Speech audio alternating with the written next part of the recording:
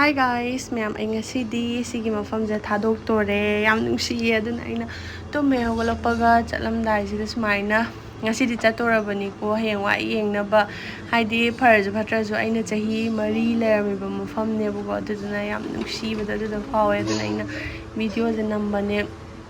ka kai loina mak loisanba loirebako adum huntokada pochai khatang khak ngaireba phata hauthi yamne leirameba khomba imung je loisanbada ano mapan gaze aina namme ngasidi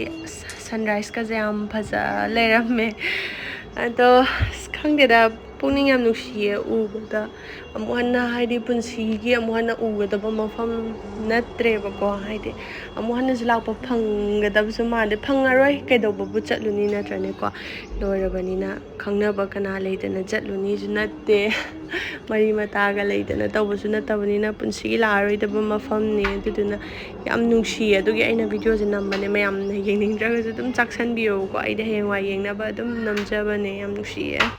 ado myam akhoi maida aloe vera gi gel natra moisturizer se tai kan hydration di tawbane aduga sticky oiba greasy oiba jam tawbane ko ai dum amane aloe vera ne ko amane aloe vera gi moisturizer yam nunga haibam lebo ko aduga aina taibane ko ado aloe vera direct sidi chanap nappa ka haini yamna nungai taba film phawdo maim tor lebo ko aduna aina hantak sizinaba aloe vera gi products yam nungai haitare ado myam da su share tawke kaino hai kan da sida leire mama earth ki ne ko aloe refresh hydrating light gel moisturizer se oidoine natural moisturizer ne yamna long lasting amadi non sticky oi aduga hydration ju yam phajana taweba ko adum ubada khangamni ing law yam nungai bado adudo oye yam phajana hydration tawe habado ai dum yam da ulake compare tawraga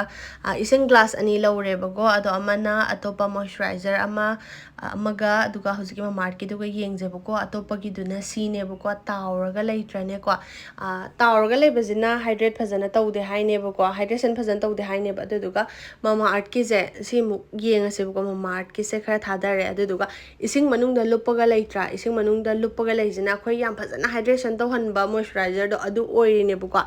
ado mayam da sum khanganingdana ucharak pane adum yengbiro amajina tawraga leitra amajina dum mama earth ki jina dum manungda changaga leidana ko aduna yam phajana hydration tawe habado mayam gi mangda dum khanghanjabane mai tayga ju dum uchar age sida yaurse aloe vera yaure aduga hyaluronic acid yaure ko aloe vera jina khoi gi skin je suit ohelani aduga hyaluronic acid yaubani na khoi gi skin jam phajana hydrate taholani natural aloe vera gel dagi 6 times haina hydration tawe lightweight oi quickly absorb tawraga hydration tawe aduga se free from harmful chemicals hadi paraben mineral oil silicone amti yaudi ba ko mama ki products seasonal di suggestion sing share budo loksan bibane mogi onion shampoo do yam improve oirabane ko akhoi gi apamba input toksan bibadagi ko aduga ma market production se research and innovation tawraga afaba quality da puthokna ba dum upgrade tawribane sigi moisturizer se suitable for all skin type aduga makhal atopa khara sulai ucharake mama earth rice dewy bright light gel moisturizer beetroot hydrafull light gel moisturizer amadi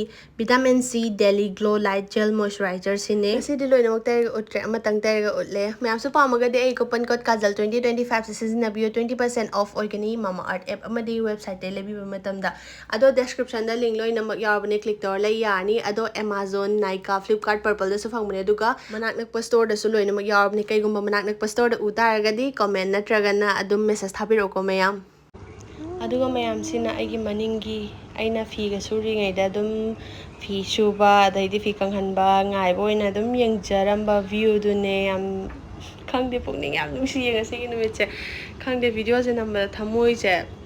kai hayo khangde yam nungai tabado adu oyeba ado ai loisan ba hore firon amuba ngakta sele mot pa khangdana ba aduga siguma mom park se sijina imana bi hoide wai bane bu ko moi dum lawjagrani si thamam gada ba pot chai ngaktane thau budi dai gi doine aduga sigi gas frame ju thanamani ai ningjang hauna ba dum moi mi khangdeda smaina thamnai haiba ko ningjang hauna ba duna ina gas frame je pudre thanamage tawbane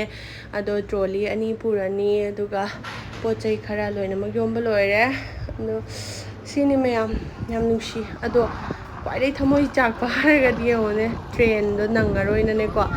yumdagi tholapa kai ka video amta nam howdre ba khambra haidi quarter do phajana image na yenga howdre ba gari je kana thawar lae ba thengto khre ba khambra do traffic jam go oiramadi na ꯁꯠ ꯂꯥꯛꯑꯦ ꯑꯗꯣ train station ꯌꯧꯔꯦꯕꯀꯣ ꯑꯩꯈꯣꯏꯁꯦ ꯍꯥꯊꯨ ꯆꯠꯂꯦ ꯀꯨꯂꯤ ꯑꯃꯅ ꯄꯣꯠꯇꯣ ꯊꯥꯡꯕꯤꯔꯦꯕꯀꯣ ꯑꯗꯣ ꯌꯥꯝ ꯋꯥꯔꯝꯅꯤ ꯃꯣꯏ ꯎꯕꯗꯁꯨ ꯅꯨꯡꯉꯥꯏꯇꯦ ꯑꯗꯣ ꯈ꯭ꯋꯥꯏꯗꯒꯤ ꯋꯥꯕ ꯍꯥꯏꯔꯒꯗꯤ ꯃꯌꯥꯝ ꯇ꯭ꯔꯦꯟꯗ ꯆꯠꯄꯁꯦ ꯇꯣꯡꯈ꯭ꯔꯒꯗꯤ ꯅꯨꯡꯉꯥꯏ ꯑꯗꯨꯗꯨꯒ ꯁꯨꯃꯥꯏꯅ ꯉꯥꯏꯔꯤꯉꯩꯁꯦ ꯃꯣꯏꯗꯤ ꯈꯪꯗꯦ ꯌꯥꯝꯅ ꯇꯥꯏꯃꯤꯡꯁꯦ ꯆꯥꯗꯦ ꯍꯥꯏꯕ ꯄꯨꯡꯅ ꯑꯗꯨꯛꯇ ꯍꯥꯏꯔꯅꯤ ꯑꯗꯨꯒ ꯄꯨꯡ ꯑꯃ ꯆꯣꯟꯊꯔ ꯂꯥꯛꯄ ꯄꯨꯡꯈꯥꯏ ꯆꯣꯟꯊꯔ ꯂꯥꯛꯄ ꯁꯨꯃꯥꯏꯅ ꯇꯧꯕꯁꯦ ꯌꯥꯝ ꯇꯧꯋꯦ ꯑꯗꯨꯗꯨꯅ ꯑꯩꯅ ꯈ꯭ꯋꯥꯏꯗꯒꯤ ꯁꯥꯎꯅꯤꯡꯕ ꯍꯥꯏꯔꯒꯗꯤ ꯁꯨꯃꯥꯏꯅ ꯇ꯭ꯔꯦꯟꯒꯤ ꯃꯇꯝꯁꯦ ꯗꯥꯏꯔꯦꯛ ꯀꯩꯅꯣ ꯇꯧꯗꯕꯗꯣ ꯍꯥꯊꯨ ꯂꯥꯛꯑꯒ ꯃꯣꯏꯅ ꯁꯨꯡꯂꯥꯛ ꯂꯥꯛꯇꯕꯗꯣ ꯇ꯭ꯔꯦꯟ ꯑꯗꯨꯝ ꯉꯥꯏꯍꯜꯂ ꯊꯝꯕꯗꯣ ꯑꯗꯨꯅꯦ ꯉꯁꯤꯒꯤ ꯇ꯭ꯔꯦꯟꯁꯦ ꯄꯨꯡ 5 ꯂꯦꯠ ꯑꯣꯏꯌꯦꯕ ꯈꯪꯕ꯭ꯔꯥ ꯑꯗꯨꯗꯨꯅ ꯑꯁ ꯌꯥꯝ ꯆꯔꯥꯁꯨ ꯍꯦꯜꯂꯦꯕ ꯃꯌꯥꯝ ꯉꯁꯤꯒꯤ ꯁꯤ ꯂꯥꯛꯄ ꯅꯨꯃꯤꯠꯁꯦ ꯑꯗꯨꯅ ꯌꯥꯝ ꯋꯥꯁꯨ ꯋꯥꯏ ꯑꯗꯣ ꯑꯉꯥꯡꯁꯨ ꯆꯦꯟꯕꯅꯤꯅꯅꯦꯀꯣ ꯋꯥꯈꯜꯁꯦ ꯅꯨꯡꯉꯥꯏꯇꯖꯥꯠꯅꯤ ꯈꯪꯕ꯭ꯔꯥ ꯑꯗꯣ ꯇ꯭ꯔꯦꯟꯗ ꯖꯔꯅꯤ ꯆꯠꯂꯗꯤ ꯃꯌꯥꯝ ꯁꯤꯒꯤ ꯃꯇꯥꯏꯁꯦ ꯀꯩ ꯀꯧꯒꯦ ꯁꯤꯒꯤ ꯃꯇꯥꯏꯁꯤꯗ ꯑꯣꯏꯅ ꯐꯝꯃꯒ ꯆꯠꯂꯣ ꯑꯋꯥꯕ ꯀꯩꯝꯇ ꯂꯩꯇꯦ ꯌꯥꯝ ꯅꯨꯡꯉꯥꯏꯌꯦ ꯏꯆꯥꯅꯤꯒ ꯆꯦꯟꯕꯅꯤꯅꯀꯣ ꯈꯣꯡꯒꯁꯦ ꯁꯥꯡꯅ ꯇꯤꯡꯊꯣꯛꯑꯒ ꯏꯆꯥꯒꯩꯒ ꯐꯝꯃꯤꯟꯅꯔꯒ ꯁꯥꯏꯌꯣꯜꯗꯒ ꯇꯥꯞꯀ ꯃꯦꯠꯍꯜꯂꯒ ꯆꯠꯄꯁꯦ ꯈꯨꯅꯨꯡꯉꯥꯏꯕ ꯈꯪꯕ꯭ꯔꯥ ꯃꯌꯥꯝ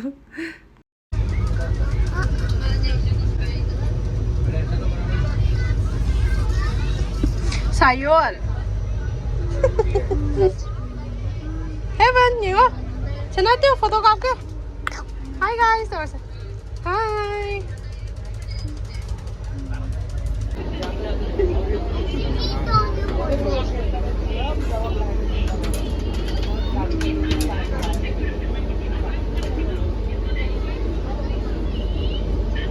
ꯃꯌꯥꯝ ꯍꯧꯖꯤꯛ ꯑꯍꯤꯡꯅꯦꯕꯀꯣ ꯍꯥꯏꯗꯤ ꯅꯨꯡꯗꯥꯡ ꯇꯥꯔꯦ ꯑꯗꯣ ꯐꯝꯃꯒ ꯑꯗꯨꯝ ꯆꯠꯂꯦ ꯊꯣꯡ ꯃꯌꯥꯗ ꯇꯥꯔꯨꯕꯒꯤ ꯃꯤꯁꯦ ꯑꯗꯨꯝ ꯀꯣꯏꯆꯠ ꯆꯠ ꯂꯩꯕ ꯍꯥꯏꯅ ꯈꯪꯕ꯭ꯔꯥ ꯍꯦꯚꯟꯗꯤ ꯇꯨꯝꯈ꯭ꯔꯦ ꯑꯩꯈꯣꯏꯅ ꯇꯨꯝꯗ꯭ꯔꯤ ꯑꯗꯣ ꯇꯨꯝꯒꯦ ꯍꯦꯛ ꯇꯧꯕꯒ ꯍꯦꯚꯟꯁꯦ ꯑꯃꯨꯛ ꯍꯧꯒꯠꯂꯛꯄꯤꯅꯦꯃꯤ ꯈꯪꯕ꯭ꯔꯥ ꯇꯧꯔꯤꯁꯦ ꯑꯁ ꯁꯤꯅꯦ ꯑꯉꯥꯡꯒ ꯆꯠꯃꯤꯟꯅꯕꯒꯤ ꯑꯋꯥꯕ ꯍꯥꯏꯔꯒꯗꯤ ꯆꯟꯅ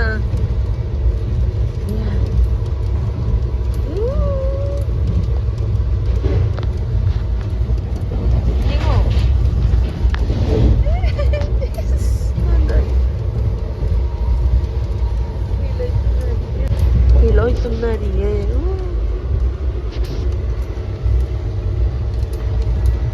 thôn mà phá chứ tà vậy trong nhà thì mi quậy chân chết lên rồi ngahak tumuraba matungda hawgalai aigi view yengminarse tumba hawgalakpagi yengu yam refreshing oidra mayam yam nungai ado cha yonba lae ado cha muk thae aduga sigi view sidi khupazam yumga yam ningsangi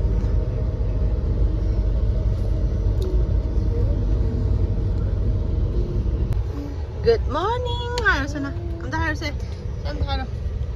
hairo se please Good morning hairo Good morning. Heaven se nang jahara. Heaven jahari. View se ngapra. Ako yung yam na ningjangi. Yung yam ningjang mo view ni sidi. Sai ni yo. Sing daga sing yan ay batang naman bro. Mayam ngasi train journey se Sikandrabad to Ahmedabad fau nebako ado Sikandrabad tagi pung 3 minute 35 gi train ne dubaw khara thengdaraga pung 4 makhai adai tongee nongalaga pung 1 makhai da yogadabaduna train je marak ta khaman pung 5 led oiraga pung 5 hele yobada Ahmedabad ta khambra aduduna as train je thaudragadi tongba nungaite ba thauraga bu tong nungai ba ani aduduna sauninge charazu hele ba khambra ina lakpa numito ai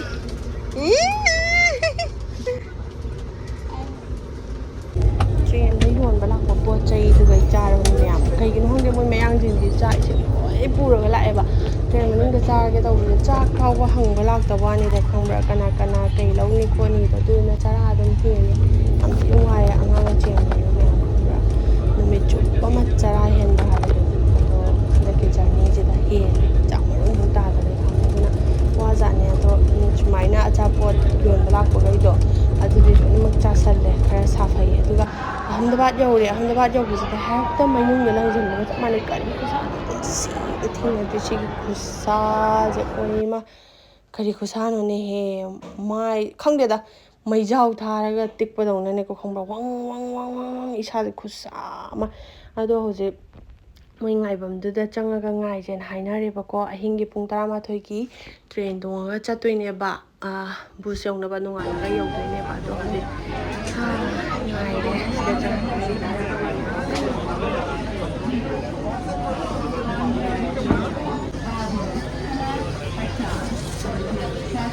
Yummy.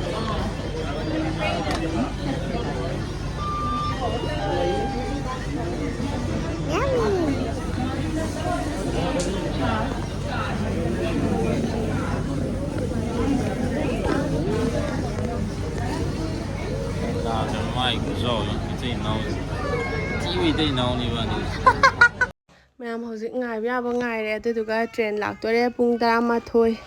11ꯒꯤ train tongdoinidana ko ado train lae tonge sida leire manungda si train sina khara ahanba oiramebako ado nungai tongba nanju yam nale haidi train je ahanba oibanina ahamba lakiba duna train do mallebako duna khara nungai wale heaven gadi loi tunggreda ado Makeup tholokpada yaura lerame sida leire mayam aigi leifamdo inak naknare aina leidoisiga train station ga ado mathangi vlog taidi ulani mayam finally ai yaure busta ado mayam akoina thagiba potto sida leirame aduga irang yamna kanba mafam oirame mayam mathangi video dong thengnarase kari kari irang kamai tauri habado dum hairake ngasigi di video se swaida loisalage sina quarter ne